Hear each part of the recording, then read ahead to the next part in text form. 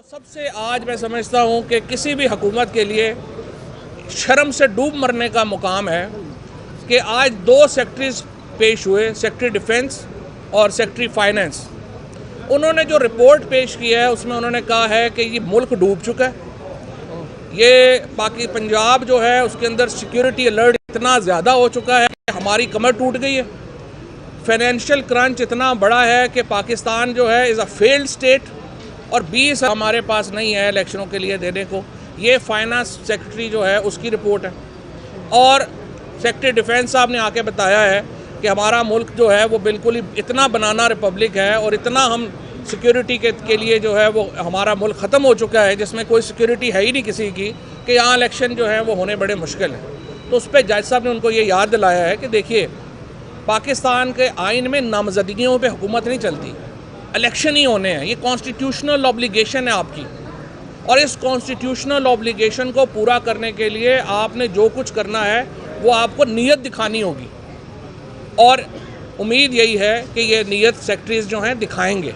ये जो आज बयानात दिए हैं ये बुनियादी तौर के ऊपर मेलाफाइडेज हैं, बदनीयती के ऊपर मबनी बातें हैं। और कोई भी हुकूमत, मैं इस हुकूमत में भी हैरान हूँ, कोई हुकूमत क्या पब्लिकली एडमिट करेगी कि हम एक फेल्ड स्टेट है और हमारा जो है कोई मुस्तकबिल नहीं है।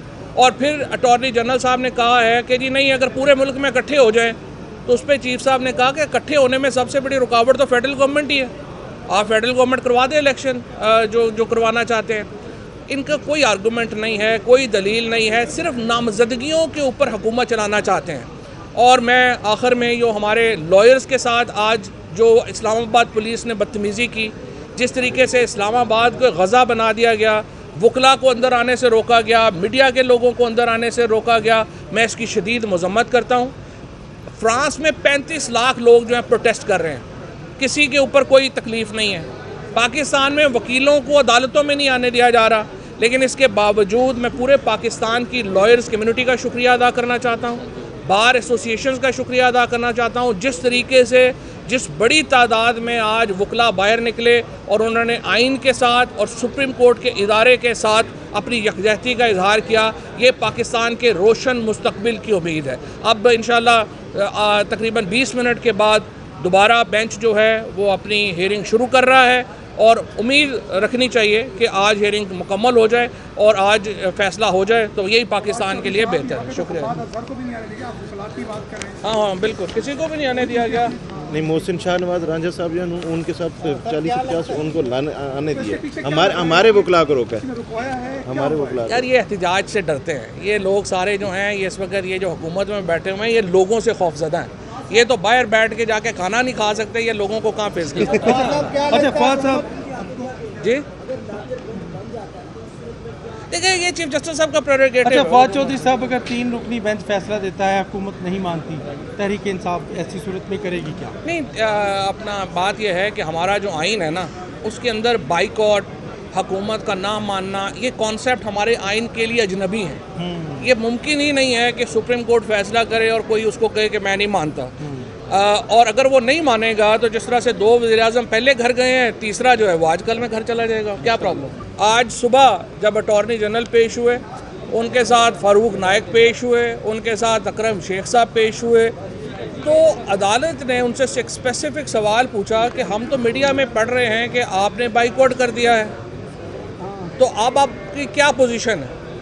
और तीनों ने ये कहा कि नहीं सर, ये मीडिया ने गलत रिपोर्ट किया है, हम तो बाइकआउट नहीं कर रहे, हम तो बड़ा एहतराम करते हैं जजेस का। और उसके बाद जज साहब ने कहा कि अलामिया पढ़ लें, और उन्होंने कहा नहीं, अलामिया भी ना पढ़ें, उसको छोड़ें, आप जो है वो हमारे आर्गूमेंट सुने और हमारे कुछ आर्गूमेंट्स हैं। सो पहले इन 2 दिनों में या 3 दिनों में हुकूमत ने जो पोजीशन ली थी मीडिया के ऊपर कि हम बाइकआउट कर रहे हैं, ये हुकूमत उससे पीछे हट गई। उसके बाद ड्यूरिंग दी आर्गूमेंट्स उन्होंने कहा कि जी जस्टिस फायज़ ईसा साहब का जो फ़ैसला है उसके ऊपर जो सर्कुलर आया है रजिस्ट्रार साहब का, वो दुरुस्त नहीं है, तो आप ये मुकदमा होल्ड कर दें। और तीसरी पोजीशन उन्होंने ये ली कि नहीं जनाब, आप इसके ऊपर फुल कोर्ट बना दें। तो फिर जज साहबान ने यह सवाल पूछा अटॉर्नी जनरल साहब से कि आप बताइए, पहले अपना जहन क्लियर करें कि आप चाहते हैं कि ये मुकदमा पोस्टपोन कर दिया जाए या कि हम फुल कोर्ट बनाएं। उसके बाद अटॉर्नी जनरल साहब ने कहा कि उसके बाद खैर उनको जवाब नहीं आया कि मैंने फौरी तौर पे क्या बात करनी है।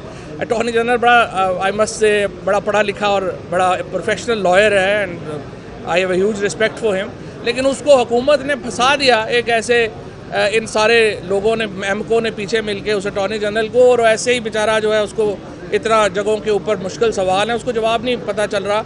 उन्होंने कहा आप एक तरफ कह रहे हैं कि आप मुकदमा ना सुने, दूसरी तरफ कह रहे हैं जी आप मुकदमा सुने और फुल कोर्ट बना दें। और फुल कोर्ट में फिर चीफ जस्टिस साहब ने उनको कहा कि देखें जो जज साहबान पहले रिक्यूज़ कर चुके हैं वो फुल कोर्ट में आप कैसे बैठेंगे। तो अब आपकी सबमिशन ये है कि लार्जर बेंच बना दें या क्या करें। तो फिर अटॉर्नी जनरल साहब ने कहा हाँ जी नहीं सही है, आप ये कर दें कि ये फिर वो जजेस जो हैं वो आप जो 15 जजेस नहीं बैठ सकते तो आप जो है वो 9 वाला जो 6 जजेस जो हैं उनको शामिल कर लें और 6 जजेस जो हैं वो फैसला कर दें। तो फिर जस्टिस मुनीब साहब ने ये कहा कि अब आप एक जहन बना के आएँ हमारे पास कि आप क्या चाहते हैं कि मुकदमा रोकना है या हमने 6 जजेस के साथ केस सुनना है। हमने ये उन्होंने कहा हम नोट कर लेते हैं।